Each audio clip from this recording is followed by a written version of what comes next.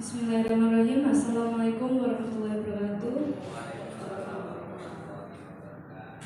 Yang terhormat Kepala SMK Negeri Kelaka, Bapak Suyono. Yang kami hormati Ibu Yuli selaku koordinator di kegiatan hari ini. Dan yang kami hormati Bapak Ibu tamu undangan khusus untuk kegiatan praktik baik hari ini nanti akan dipaparkan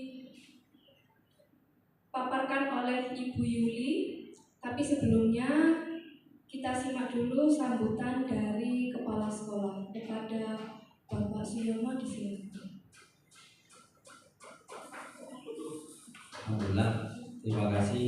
Assalamualaikum warahmatullahi wabarakatuh. Bismillah, alhamdulillah, wala haula wala quwata illa billah, wassalatu wassalamu ala sayyidina Muhammadin Rasulillah. Yang saya hormati Bapak dan Ibu guru SMK Negeri Kelaka, khususnya yang sedang berbagi praktek baik Ibu Yuli terkait dengan bagaimana menerapkan untuk kegiatan di UJL berapa ini? Berbagi ya.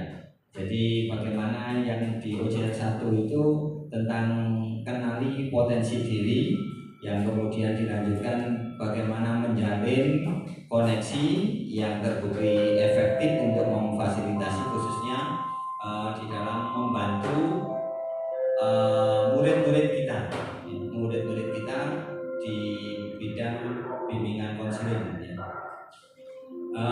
Bapak Ibu yang saya hormati, di dalam penyelenggaraan pendidikan memang yang namanya hidup, nah itu ya, itu pasti terus ada inovasi dan pasti ada kreativitas. Jadi ya memang Allah mendesainnya seperti itu. Jadi kita sebagai guru, kalau cara mendidiknya, cara mengajarnya itu ya dulu saya diajar seperti ini, menangani anak-anak juga seperti ini, nah itu pasti tidak sesuai. Pasti tidak sesuai, khususnya di urusan bimbingan konseling, karena budaya itu akan membawa perubahan ke ranah hukum. Ya, jadi kita sangat paham bagaimana medsos itu akan menjadi apa sih, acuan yang kemudian akan menjadi ranah hukum. Nah, karena itulah bagaimana berbagi praktek baik ini, pengalaman Bapak Ibu ini bisa sharing bersama dengan teman-teman. Ini adalah sesuatu yang terus terang sangat kita butuhkan. Sekali lagi selamat saya ucapkan pada Bu Yuli untuk terus berbagi praktek baik. Terima kasih. Assalamualaikum warahmatullahi wabarakatuh.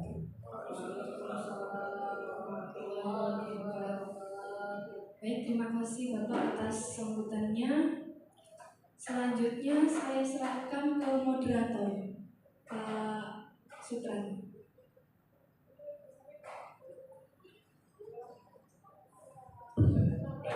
Terima kasih Bu Dita. Untuk kegiatan selanjutnya adalah paparan berbagi praktek baik. Hadirin yang kami hormati, ketika nanti ada pemaparan dari Bu Yuli, mungkin Bapak Ibu yang di sini bisa menyimak. Nanti ada kesempatan untuk interaksi tanya jawab ya. Ada interaksi tanya jawab. Mungkin untuk jam kita batasi karena ada kegiatan selanjutnya yang akan dilaksanakan pada pagi hari juga. Baik Bapak Ibu, untuk mempersingkat waktu kepada beliaunya Ibu Yuli Rahma Wulandari dipersilakan untuk memaparkan materi. Assalamualaikum warahmatullahi wabarakatuh. Waalaikumsalam warahmatullahi wabarakatuh. Terima kasih saya ucapkan kepada yang terhormat Bapak Kepala Sekolah SMK Negeri Kelaka yang telah hadir membuka acara ini, dan yang terhormat Bapak Ibu yang saya undang dalam berbagi praktek baik 7 jurus BK hebat, di mana di sini saya sudah melalui kegiatan pendidikan yang melalui kegiatan daring maupun luring ya. Kalau daring kita menggunakan LMS, kalau luringnya kita melakukan kegiatan yang belajar sejumlah 42 jam di Surabaya yang dihadiri oleh guru-guru BK se-Jawa Timur dalam berbagai kelompok. Kebetulan saya kelompok 27A dan ditempatkan di Hotel Haris Surabaya selama 4 hari. Dalam berbagi praktek baik ini merupakan hasil implementasi dari OJL. Kenapa kok OJL bukan yang lain? Karena disesuaikan dengan situasi natural yang ada di sekolah.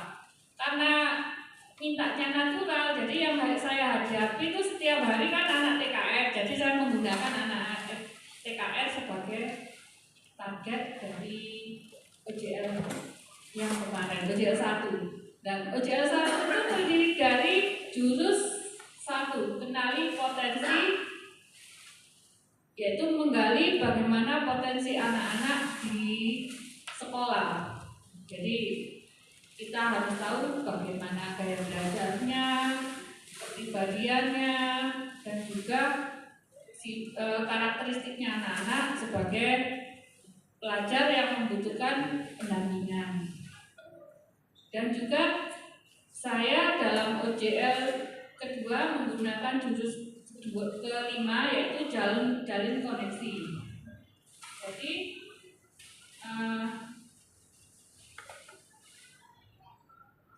nah, dalam 7 jurus BK hebat itu sebelum jauh melangkah saya jelaskan.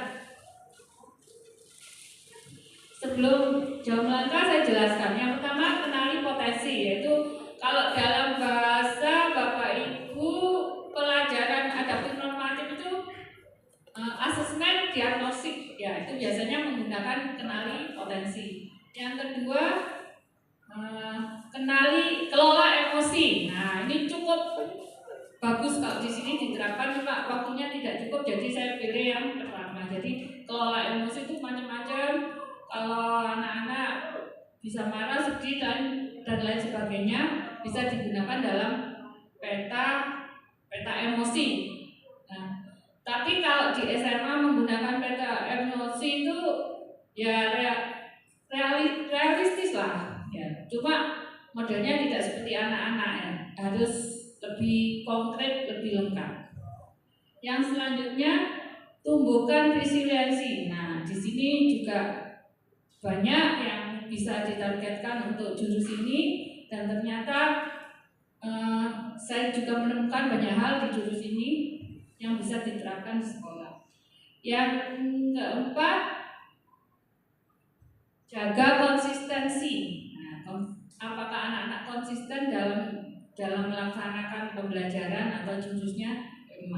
Dalam memilih masa depannya, itu juga bisa ditelaah lebih jauh. Nah, ini yang kelima, jalin koneksi. Jadi semua orang memiliki koneksi, semua orang membutuhkan dukungan. Jadi di situ diterapkan juga macam-macam hal yang bisa kita gunakan dalam menjalin koneksi. Ini yang saya angkat di OJL kedua. Yang keenam, ini khusus untuk manajemen sekolah. Bangun kolaborasi. Jadi kita semua di sini berkolaborasi untuk memajukan SMK Negeri. Itu ada suatu permainan yang bisa kita terapkan atau bisa kita lakukan bersama dalam mengelola sekolah secara baik. Yang terakhir juga untuk sekolah, kelola situasi, menata situasi. Jadi di sekolah itu situasinya macam-macam, latar belakangnya macam-macam, itu juga harus ditata. Nah, bagaimana kita mengimplementasikan jurus 6 dan 7 itu, guru BK ternyata juga membutuhkan bimbingan karena berbeda sekali dari pakem BK selama ini.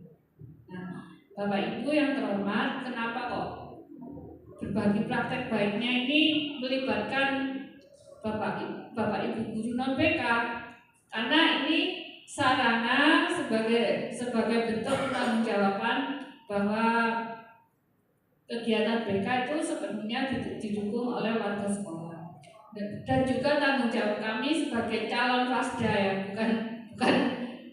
bukan fasilitator, masih calon sebenarnya. Calon FASDA adalah mengabarkan atau memberitahukan bahwa apa yang sudah kita peroleh bisa digunakan di sekolah.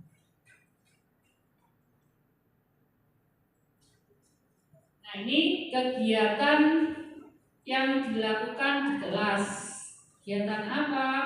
Waktu itu saya awali pertama saya gunakan kelas 10 TKS 1. Makanya yang saya undang di sini kebanyakan dari unsur TKR. Nah, 10 TKS 1 ini saya sedang memantau dan juga memberi input yang tepat kepada anak-anak bahwa akan ada UJL. Cuma saya buat senatural mungkin sehingga mereka itu mudah mengafirmasikan bahwa kegiatan ini sama sekali tidak memberatkan mereka. Jadi pertama saya yaitu tadi melakukan asesmen di kelas berupa asesmen diagnostik, di mana anak-anak saya suruh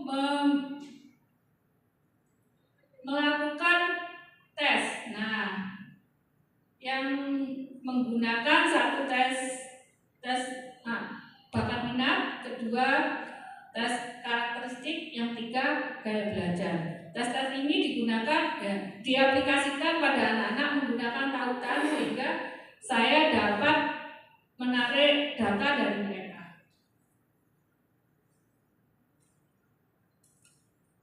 Nah, ini kegiatan UJL yang dilanjutkan dari hasil tes diagnostik saya lakukan di ruangan, karena tidak menemukan ruangan saya lakukan di ruangan CAD. Nah, sambil berdiri, jadi prinsip pertama dalam UJL, dalam berbagi praktek baik ini, kegiatan UJL itu semuanya berbasis data, tidak asal menggunakan data. Jadi ada datanya sehingga dapat ditarik kesimpulan bahwa anak-anak itu memiliki kebutuhan yang khusus. Di sini dalam pendidikan 7 guru hebat menggunakan pendekatan AK. Nanti bisa juga diadaptasikan dalam pembelajaran yang lain. Jadi AK itu mulai aktivitas yang pertama, yang kedua refleksi, yang ketiga konsep, dan yang terakhir aplikasi atau aktivitas ya, atau aktivitas yang dilakukan oleh anak-anak. Jadi AK ini bisa mencakup semuanya. Saya kira itu sangat cocok untuk pembelajaran yang lain. Nah, ini hasil dari tes bakat dan minat. Jadi dari situ dapat ditarik kesimpulan bahwa banyak anak-anak yang termasuk dalam konvensional dan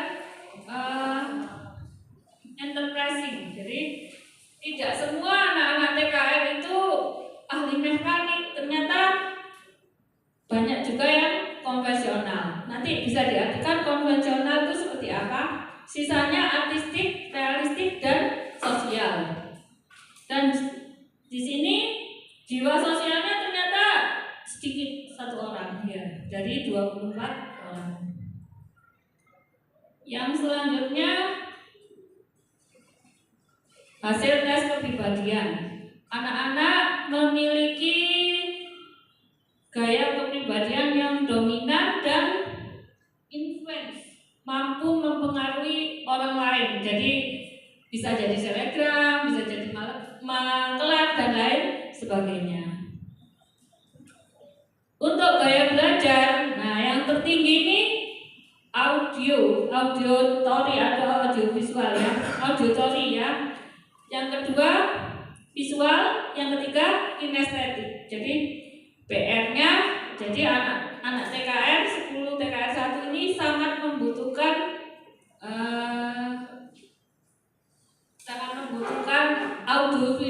audiovisual sebagai penunjang dari pembelajaran yang ada di sekolah.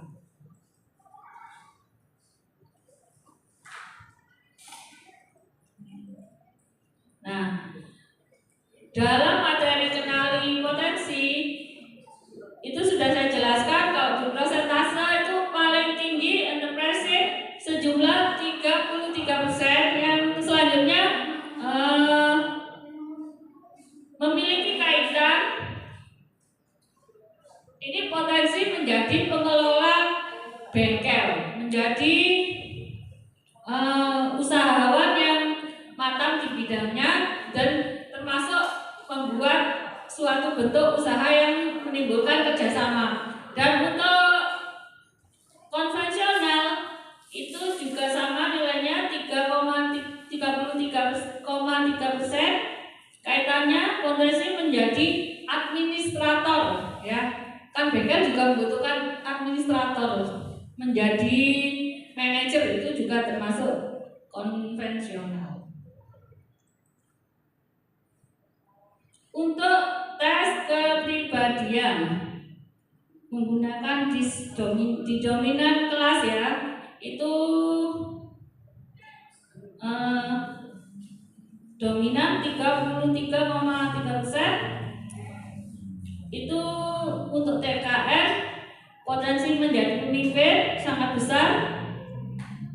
Yang kedua influencer 29,1%, bersifat optimis dan potensinya adalah menjadi mengaitkan relasi dengan pelanggan. Jadi bisa jadi broker, bisa jadi apa itu loh kalau istilahnya itu maklar, itu sangat banyak, ya.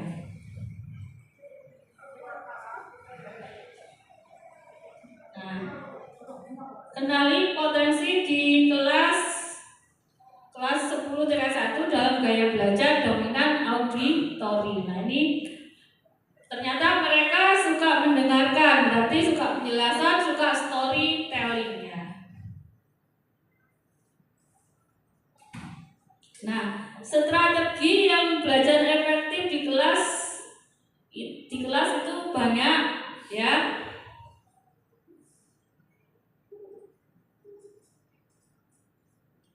Nah, ini di TKR ternyata anak-anak memiliki peluang menjadi peer teaching atau belajar dengan rekan sebaya. Jadi sistem getok tulang ternyata bisa diterapkan dari gaya belajar dan gaya kepribadian dan juga minat-minat mereka. Di bengkel bagaimana?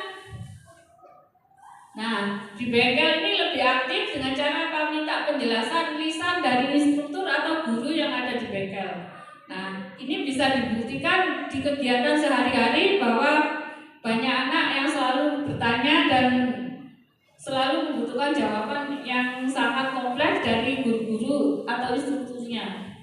Secara deep learning atau pembelajaran mendalam, anak-anak mudah mengaitkan hal-hal yang berkaitan dengan rencana karir di masa depan.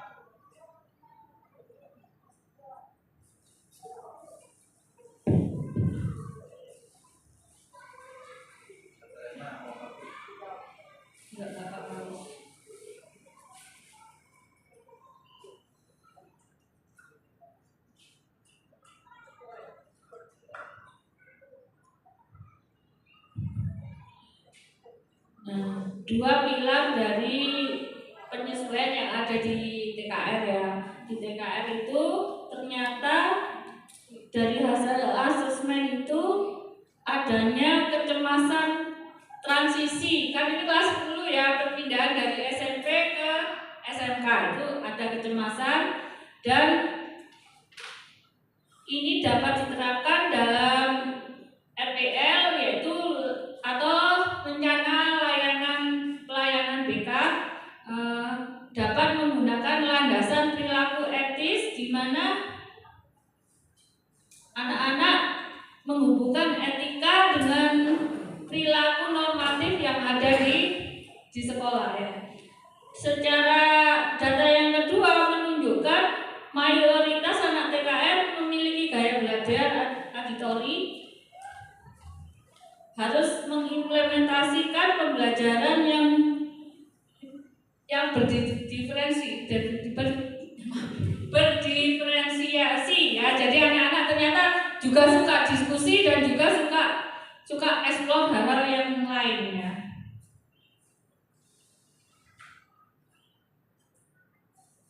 Yang ketiga, mengatasi indikasi konsep diri negatif yang muncul pada beberapa murid TKR, yaitu dengan cara menyesuaikan materi yang ada di sekolah dan potensi, tentu saja selaras dengan potensi yang ada dalam diri mereka. Nah, itu pentingnya kita melakukan tes dengan 3 tautan tersebut ya. Yang terakhir, kami mengidentifikasi dominasi minat enterprising dan kepribadian dominan sesuai dengan teori yang ada. Itu dapat memperluas karir anak TKR menjadi usahawan yang mandiri. Jadi ada bibit-bibit wirausaha yang atau kalau sekarang disebut apa tuh usaha mandiri, apa namanya, lupa saya, yang itu loh, yang ya entrepreneur ya, seperti itu.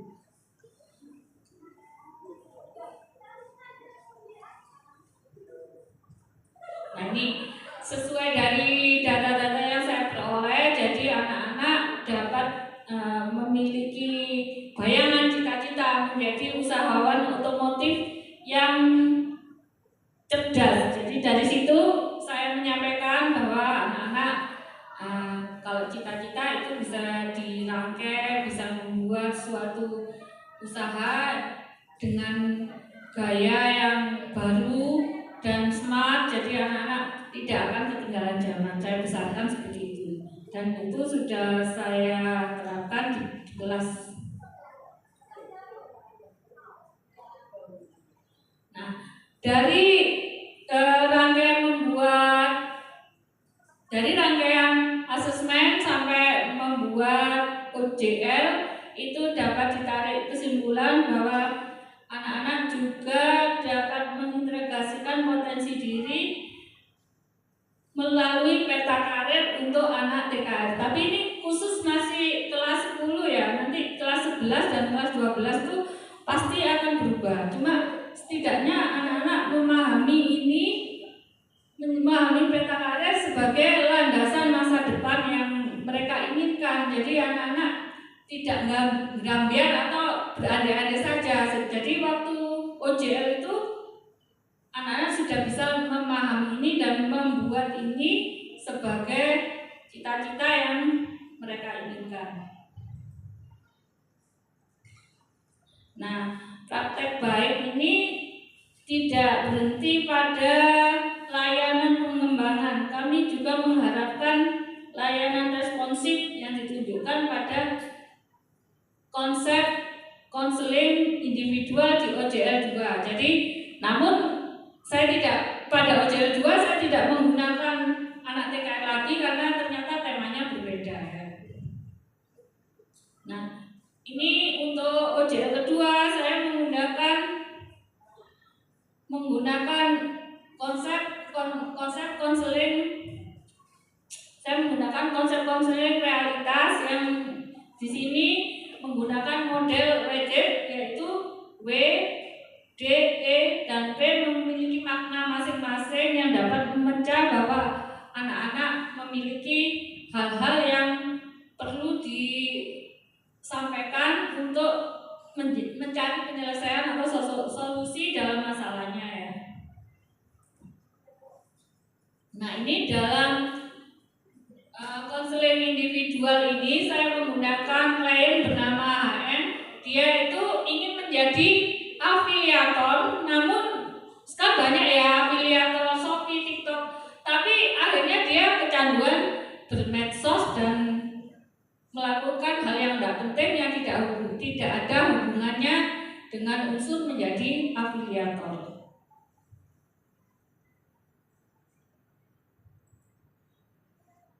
Dalam tahapan konseling realita bahwa anak-anak sudah tahu klaim atau target, sudah tahu keinginannya, sudah tahu cara bagaimana menuju kehidupan yang lebih realistis dan melakukan atau doing, yaitu mengidentifikasi perilaku yang kontradiktif yang tidak sesuai dengan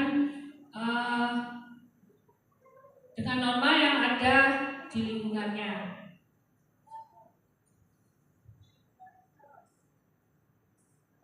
Yaitu dia menyadari bahwa perilakunya salah dan lebih dari 80% waktunya itu habis digunakan untuk scroll WA atau scroll medsos atau tidak jelas atau FOMO. Nah, ini FOMO. Jadi istilah ini yang bisa terjadi selain dalam kasus ini. FOMO itu ikut-ikutan tren yang tidak penting yang mengakibatkan kerugian pada dirinya sendiri. Sehingga dia merasa ketinggalan kalau tidak FOMO. Jadi di situ saya tahu bahwa ternyata FOMO itu sudah menyakiti generasi yang ada di sekolah ini. Jadi anak-anak harus dihindari dari perilaku yang bersifat FOMO. Tahapan krusial adalah evaluasi dengan menanyakan konfrontatif tentang apa yang dialami dengan cara yang tidak menghakimi. Jadi kita pertanyaannya ringan-ringan. Oh, jadi kamu akhirnya nggak jadi afiliator, malah hanya scroll WA, hanya cari-cari kegiatan yang memenuhi kebutuhan kamu sebagai pengguna media sosial.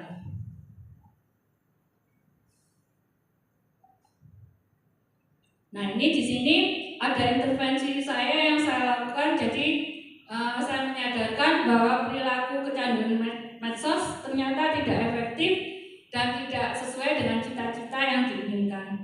Yang terakhir adalah planning, di mana saya merumuskan rencana untuk melakukan kegiatan refleksi atau PR agar anak tersebut keluar dari perilaku kecanduan medsos. Ini adalah kegiatan konseling individu yang saya lakukan di ruang BK.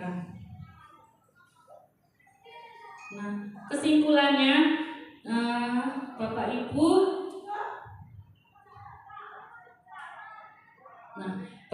ini kan hasil integrasi dari OJL 1 dan OJL 2. Jadi kami mengharapkan ada dampak yang baik bagi saya sendiri maupun bagi sekolah, sehingga siswa dapat menerima layanan bimbingan konseling itu dengan maksimal. Dampak pengembangan, murid kelas 10 dapat mengorientasi karirnya yang lebih luas dan adaptif, yaitu bagaimana menjadi wirausahawan yang lebih baik. Dampak yang kuratif responsif, murid kelas 10 berhasil mengambil tanggung jawab dan perilaku murid kelas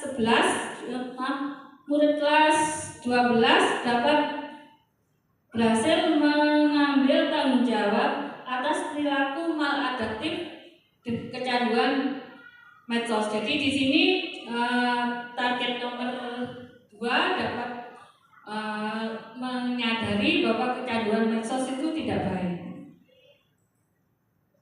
Nah, dari sini itu yang bisa saya sampaikan. Mungkin Bapak Ibu ada pertanyaan, kami tunggu.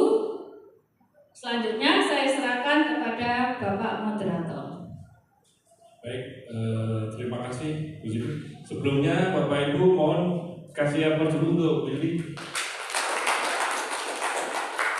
Terima kasih Bu Yuli, tadi paparnya sudah luar biasa, menginspirasi dan membuka sesuatu hal yang baru tentang potensi dan tentang apa namanya jalan koneksi ya. Jadi Bu Yuli sekarang sudah punya 2 jurus, nanti hati-hati dengan Bu Yuli, tapi jurusnya untuk yang positif. Baik Bapak Ibu, ini menuju ke sesi tanya jawab. Mungkin ada yang mau ditanyakan atau ada tanggapan atau mau berbagi pengalaman. Saya persilakan Bapak Ibu untuk bisa memberikan di forum ini. Mungkin ada yang mau ditanggapi?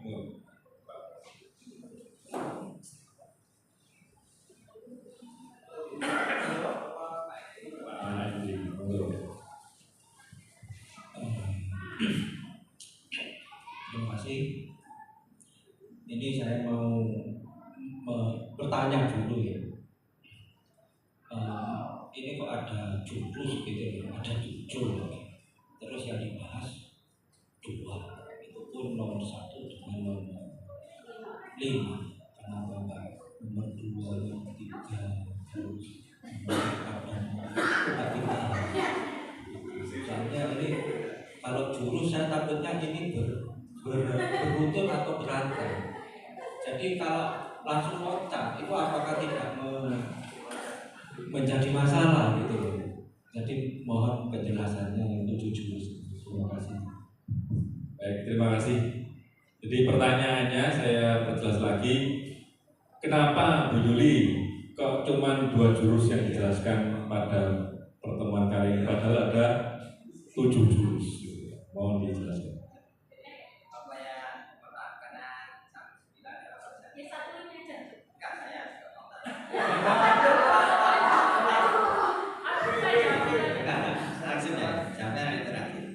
Pertanyaan kedua, jadi secara umum kita harus berpikir itu global, bukan parsial, tapi komplit. Jadi semua terintegrasi. Ini kan sudah bahas kolaborasi. Jadi saya melihat dari jurus pertama. Jurus pertama, yang pertama, anak itu mengenali dirinya sendiri, potensi dirinya, sehingga anak itu pede. Bukan percaya diri, percaya diri juga ya, pede, sehingga arah dari SMK ini, saya akan berbicaranya global SMK itu khususnya ya, kalau saya nyampaikan BMW ya, bekerja, melanjutkan, dan wirausaha seperti yang dibahas oleh Bu Yuli itu. Sehingga khususnya bekerja dan wirausaha, ketika anak-anak membuat misalnya ya, ngelamar gitu ya, atau membuat tentang profil dirinya, apa sih? CV. Ya, CV-nya diri sendiri itu anak-anak perlu menunjukkan kebiasaan atau kelebihan dirinya. Itu efek dari dia mengenal dirinya sendiri. Nah, sehingga ketika melamar bekerja atau akan melakukan wirausaha, itu anak-anak sudah yakin bahwa perusahaan yang akan dituju itu membutuhkan dirinya. Itu maksud saya. Jadi jurus pertama itu dan arahnya nanti ke-7 itu, yang pertama anak-anak mengenal dirinya sendiri. Di CV-nya itu dia sudah kenal dirinya sendiri. Itu mungkin Bu Yuli ya. Jadi secara global mungkin 2 pertanyaan ini ada kaitannya dengan Pak Hendri. Yang arahnya nanti ya lulus, ya mempunyai jati diri, dan terutama ya percaya diri. Jangan sampai lulus tapi tak percaya nama Pak Dewi lagi, bahaya ini. Mentalitas. Terima kasih. Monggo Bu Yuli ditanggapi.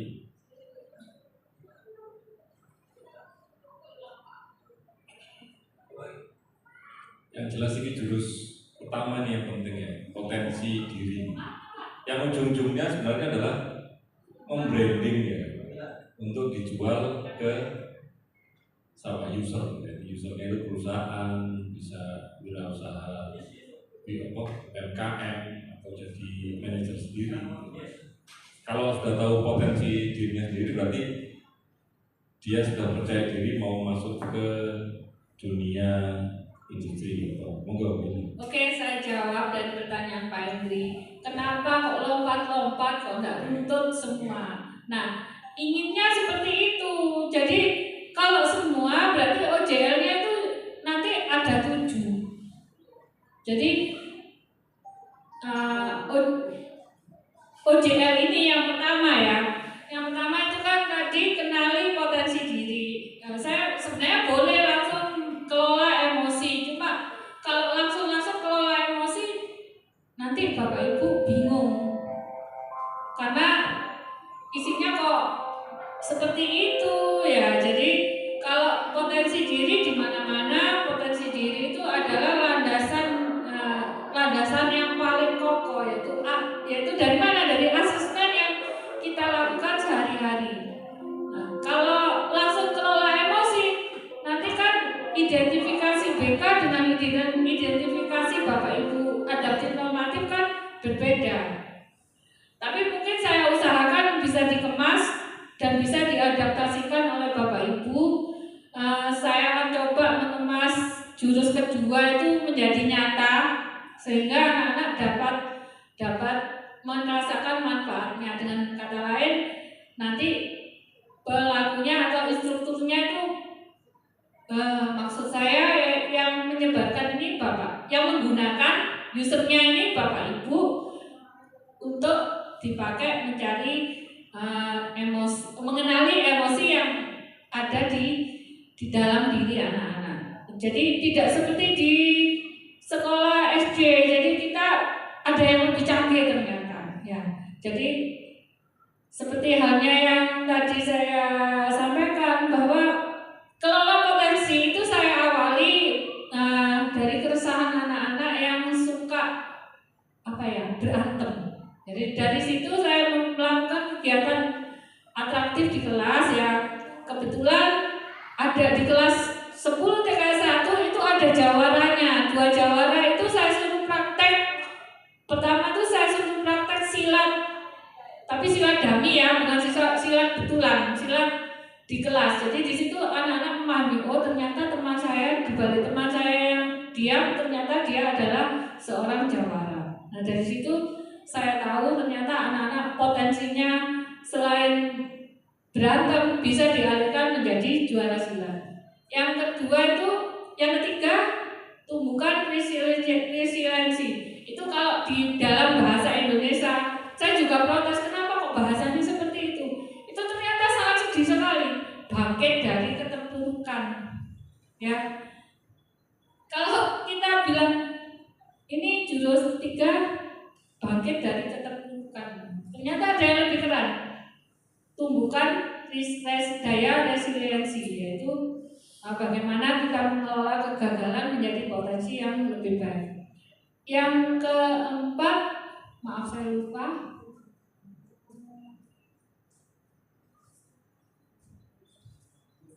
Ya, yang keempat jaga konsistensi. Nah, ini konsistensi ini keajekan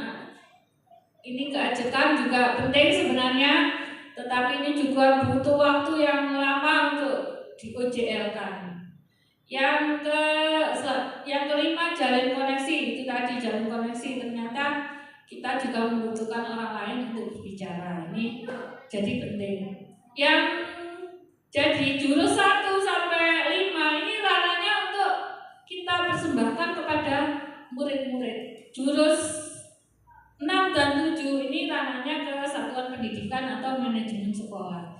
Jadi sebenarnya inginnya saya menggunakan jurus 6 karena di situ ada permainan menarik. Kita bisa main kartu ala manajemen, cuma sesuai aturan. Jadi saya memilih kenali potensi dan jalin koneksi. Untuk pertanyaan dari Pak Hendri, saya kira itu ada yang Pak KS dulu. Jadi menarik pembicaraan ini. Nah, terima kasih Pak Hendri kalau sudah menerima jawaban dari saya. Terima kasih jawaban dari Bu Yuli ya. Jadi memang sehingga saya bisa simpulkan memang ketujuh jurus itu seharusnya bisa kita implementasikan begitu. Nah, saya harap pembahasan ini itu bisa mendapat dampak atau istilahnya rekomendasi dari pihak Bu Yuni atau BK ke jurusan kami. Contoh dalam kasus ini kan Bu Yuni ngambil TKS 1. Ini nanti kami mohon ada rekom dari pihak BK. Oh, ternyata jurusan TKR ini harus gini Pak, ini sesuai dengan yang sudah kami teliti. Tetapi ya 7 jurus itu kalau cuma 1 dan 5 kelihatannya kurang. Jadi ya memang jurus ke-7 ke-6 katanya manajemen, tapi secara spesifik kami minta di jurusan TKR untuk ada rekomendasi dari pihak BK. Ya secara tertulis itu lebih baik saya kira. Kalau secara lisan saya sering lupa sih. Jadi tertulis mungkin ini Pak rekomendasi dari BK, jadi kami bisa menilai itu. Terima kasih Bu Yuni.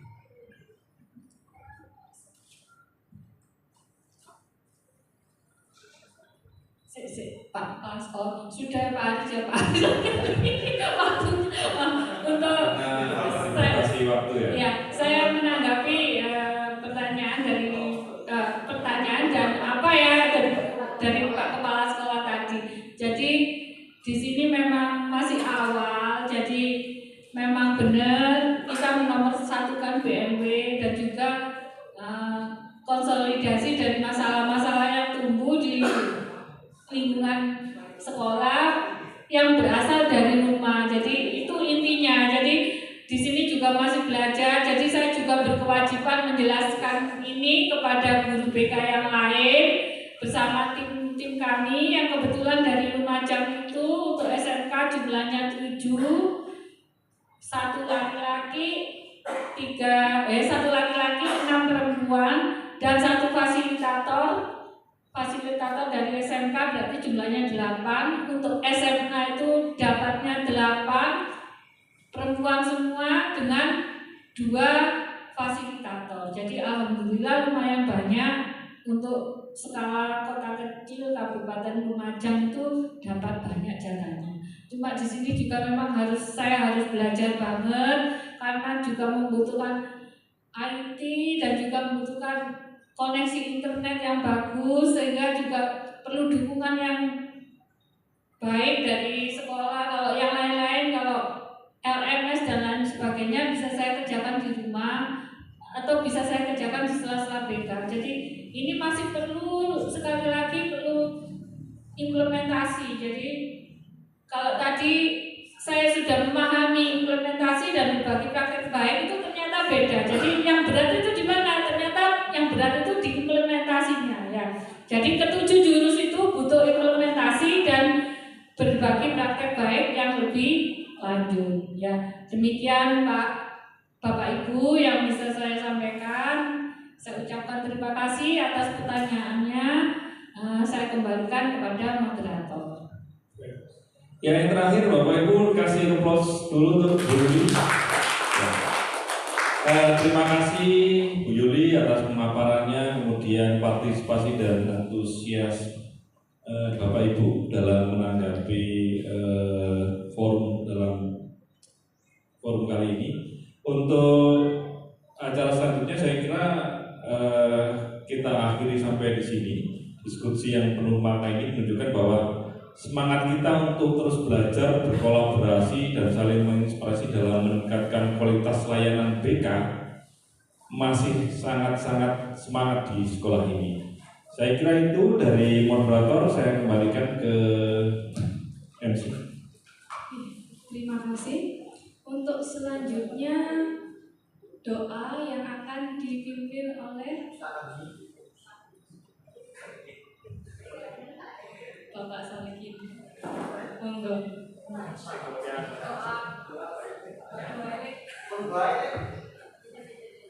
Assalamualaikum warahmatullahi wabarakatuh. Acara ini bermanfaat bagi SMKN Kelaka, khususnya pada unit sebagai fasil. Semoga berhasil Bu sebagai fasilitator ya. dan juga bermanfaat bagi sekolah kita. Mari kita berdoa. Alhamdulillah bismillahirrahmanirrahim. Alhamdulillahirrahmanirrahim. Allahumma shalli ala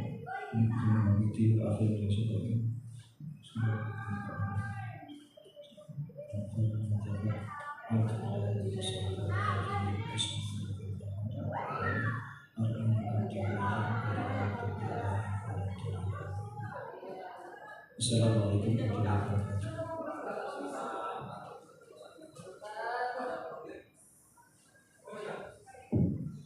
Demikian acara berbagi praktik baik yang telah disampaikan oleh Bu Yuli.